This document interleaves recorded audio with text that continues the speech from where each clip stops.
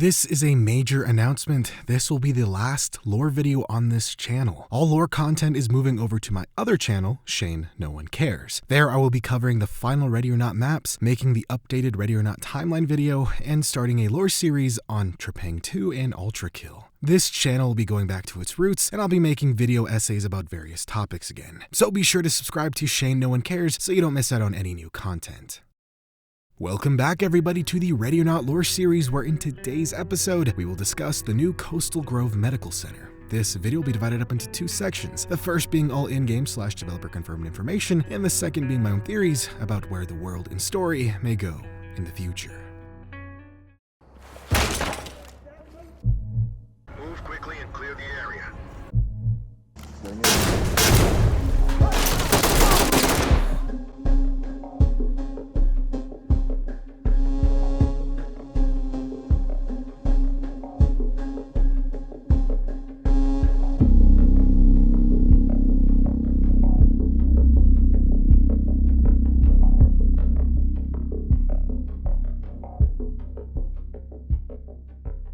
After the club incident, remnants of the Hand go to rescue the lone surviving leader, now placed under police supervision in the Coastal Grove Medical Center ICU. Zaire Asadullah, also known as Kadama, has been interned at the Alimentes Correctional Facility, awaiting trial. During his stay, Kadama was assaulted by two corrections officers. He has been transferred to Coastal Grove Medical Center to receive medical care. With no known civilians on site, let's listen to the 911 calls and mission briefing. 911, this call's being recorded. What is your emergency? Help us.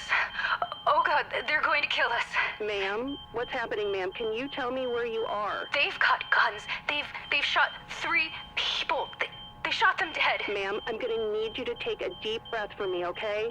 Can you tell me where you are?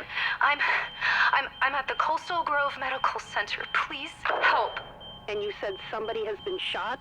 Yes, people have been shot. They are still shooting. I can hear them. Are you saying that there are shooters in the medical center? Yes, they're shooting people. Send the police, please. God, they're shooting people here. I hate this fucking city. Okay, ma'am, are you in a safe place? I'm hiding under a desk, but they're not here. They went up to the next floor. I think, I really don't know. Just send someone, please. I understand, ma'am. I know it's hard. Try to stay calm. I need to ask you just a few more questions. Okay. Do you know how many shooters there are? No, it happened so fast. It came from everywhere. Okay, that's fine. Did you get a look at them? Did you see what they're wearing? I don't know.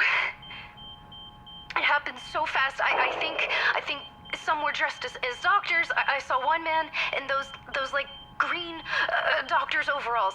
He had a gun, but I can't think. You're doing great, ma'am. The police are en route, okay? Are you alone, or are there others with you? I'm alone here, but I can see others. Okay, is there a safe space you could get? A lockable room, anywhere? I don't know. I don't think so. I'm hiding. They can't see me. Ma'am, please remain where you are. The police are en route. Stay safe. 911, this call's being recorded. What is your emergency? Hi, I'm a patient at the Coastal Grove Medical Center. I don't know what's happening, but it sounds like there's a gunfight going on somewhere. Did you say a gunfight, sir? Yes, that's what it sounds like. Have you seen anybody with a weapon? No, I've just had my hip replaced. I can't get out of bed, but I was in the military, and I know what gunfire sounds like. You said you were in the Coastal Grove Medical Center? Yes. Can I take your name, sir? Yes, it's Greg. Did you sound the alarm, Greg? No, I'm in bed. All right, when did the shooting start? About 5 minutes ago. It's on the lower floors. I can't say which. Okay, the LSPD are en route. Are you safe where you are? The ward I'm on isn't locked down, but the shooting is below us so far. I can't get out of bed anyway. 911, this call is being recorded. What is your emergency? We need the police at the Coastal Grove Medical Center. Can I take your name, please, ma'am? Kelly Stanton. I'm a nurse here. Look, we need the police now. There are gunmen in the building. You said there are gunmen in the building? Yes. Are you safe? We're hiding in the operating room. Look, we've got a patient on the table. They're stable, but we can't leave them. Okay, I can see that the police are already en route, Kelly. Thank God. Can you see the gunmen? No, they're on this floor, but they haven't come this way. We've barricaded the door as best we can, but if they see us, there's not much we can do. I understand, Kelly. I'm going to need to ask you to stay calm for me. Can you do that? Yes. How many of you are hiding there? There's 7 of us, 8 with our patient. Can you identify any of the gunmen? No, we haven't seen them. Look, working in the city, you recognize the sound of gunfire pretty quickly. We got the room locked down as quickly as we could. That's great, Kelly. If you all stay put, the LSPD is on the way. Identify yourselves when they arrive, and listen to their instructions. Okay. Thank you. Stay safe, Kelly. Calls have come in from the Coastal Grove Medical Center of an active shooting taking place. Now, what we know so far is that approximately 20 minutes ago, the first reports came in of a gunman forcing their way into the medical center. Now, initial reports, along with intel unearthed by the cyber crimes team, point to this being the Hand. As if we didn't have enough to worry about, we've also had reports that some of the gunmen are dressed as hospital staff. That means we need to detain everybody. I know, they are not going to be happy about it, but we can't take any chances.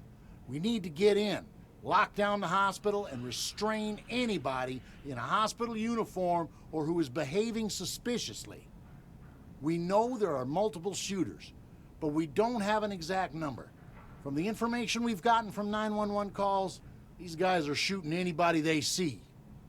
If this is the Hand, then it's probably in retaliation to us capturing Kadama. I've spoken with the anti-terrorism unit, but they haven't had any intel on who has taken over. The LSPD is now briefed on securing the perimeter and locking down all entry and exit points. I want 2 teams. One will take the main entrance, and the other will enter through the west rear side entrance by the staff locker room. You've all been sent plans to the hospital, and I want you to study them. This isn't going to be pretty, and we all know that. Any questions? Good. Get your gear, get your ass in a seat. Move! So this is all pretty much what we expected. The Hand is going into the hospital to rescue Kadama. We have members of the Hand posing as doctors, and they're shooting anything that moves. Arriving on scene, the first major thing we discover is that this map is now one. In prior versions, it was divided up for specific operations, but now it's just one big map. Starting at the underground parking lot, the first thing we see is that the G-Wagon that is usually out front is now a standard SUV, eliminating any the Hand bought Janie Vole's car theories we may have had prior. She still may be at the hospital, as she was likely at the Live Rat concert at Neon Nightclub due to the poster in her room. Also, in case you didn't know, Live Rat is a reference to Deadmau5. Inside, I'll be honest, there really isn't any major changes, but there are a few. In the room with the dead doctor, there is now a radio that says, We are following breaking news. Moments ago, a shooting has taken place at the Coastal Grove Medical Center. Survivors who managed to escape have indicated there are multiple gunmen. At this point, their motivation remains unknown. LSPD has since surrounded the area and are attempting to gain control of the situation. We'll keep you updated as we receive more information. This is just the news broadcast of the crisis we are currently hoping to stem. Outside the pediatric unit and the East Wing, there are now 2 bomb threats we have to disarm, and inside the actual pediatric unit, we can find a discarded LSPD badge and a phone that reads, "I'll be there in a sec, just getting coffee." Alright, I think it's time. The radiology lab has barely any staff anymore. Let's go there, find somewhere. This to me implies 2 possibilities. 1, this is an LSPD cop who has a kid currently being treated for some kind of illness, which is why they're at the pediatric unit and they got caught in the crossfire. Or 2, they were cops stationed at the hospital while Kadama was being treated, which I'm more inclined to believe. But what is strange is the fact that we weren't briefed on this fact. You'd think that if we had officers inside, which is highly likely, in fact I'd be surprised if there weren't any LSPD officers in the building prior to the attack, then we should have been told of them. I don't think there's any grand conspiracy here of corrupt cops or anything of the sort. I think it's simply just a small mistake. Anyway, if we go into the radiology lab as they mentioned in the text, we don't see much. However, we can find Kadama there. Sometimes. So my prior theory that he may have escaped in an ambulance is now busted because here he is. Anyway, that's basically everything new I found. Really not much, and to be honest, this map really doesn't need much more, so let's move over to the evidence. First, we have Shelly's phone. On the phone is what she thought would be her final text before being rescued during the event. A clear bullet impact shattered the lower left corner of her phone during gunfire. leaving her with minor injuries. Shelley requested the phone be given to her rescuers as a gift, and Lucky Charm rosary prayer beads were attached to the damaged phone case. A silver cross also dangles, still intact.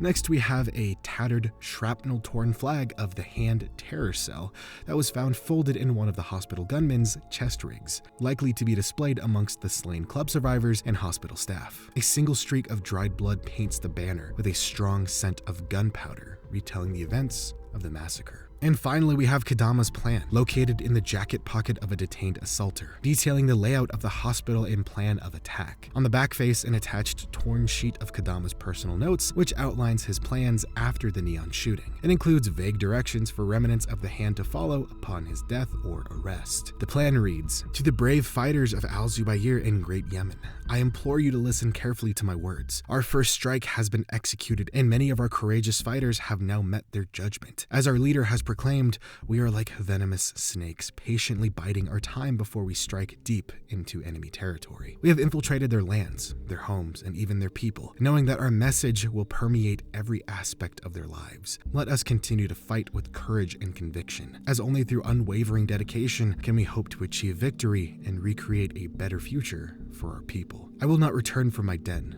nor will many of my own brothers. It is the culmination of a decade of loathsome work, ever since I was first accepted into America by our aggressors.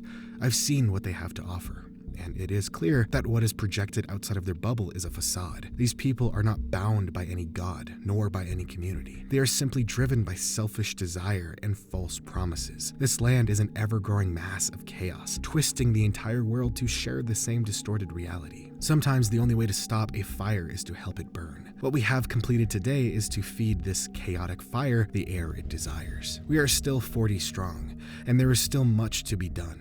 Continue to feed this chaos and force this country to buckle under the weight of its own malice.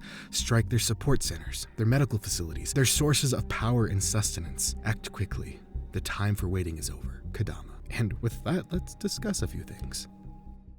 So with not much to really discuss, let's just analyze Kadama's plan. Kadama's plan emphasizes causing chaos and instability within the US, with the goal of overwhelming the system. The message is clear. Through continuous coordinated attacks on key infrastructure, they aim to force the country to, quote, buckle under the weight of its own malice. The Hand plans on targeting emergency response centers, police stations, hospitals, clinics, possibly community support organizations, and likely power plants, water treatment facilities, food supply chains, and other critical infrastructure that helps keep Los Suenos functioning. Their goal is to create widespread panic, and doing all of that likely would achieve that goal. Also, the energy problem in Los Suenos would be an easy target for them because it's already on the outs and highly degraded. Kadama's plan also suggests that the Hand has already infiltrated various aspects of society, including having agents or sympathizers within key facilities. This long-term infiltration increases their ability to strike from within. In fact, the metaphor of being like venomous snakes indicates a strategy of lying in wait, striking only when the moment is right to maximize impact. Kadama emphasizes the ideological battle, aiming to spread their message and instill fear, portraying the US as a land of chaos and false promises. The concept of feeding the chaotic fire suggests a strategy of exasperating existing issues within the US to create further instability. Overall, Kadama's message is designed to motivate and galvanize his followers, portraying their mission as a noble cause against a corrupt and chaotic enemy. By acknowledging that many will not return from their mission, Kadama frames their potential sacrifices as necessary and glorious, which can strengthen the resolve amongst many of his followers. It's also worth noting that Kadama states that they are 40 strong. This detail indicates the number of operatives currently active, giving a sense of the scale of their operations.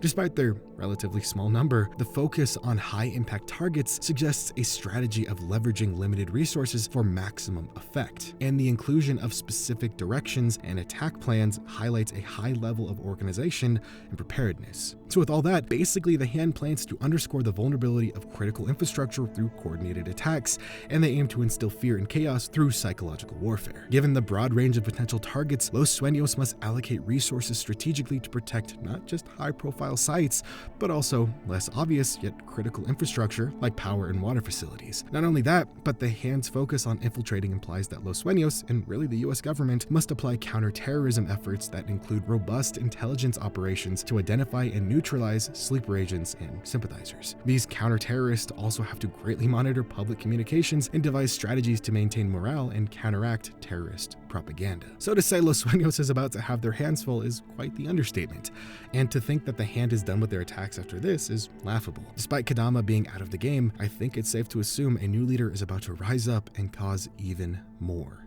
chaos.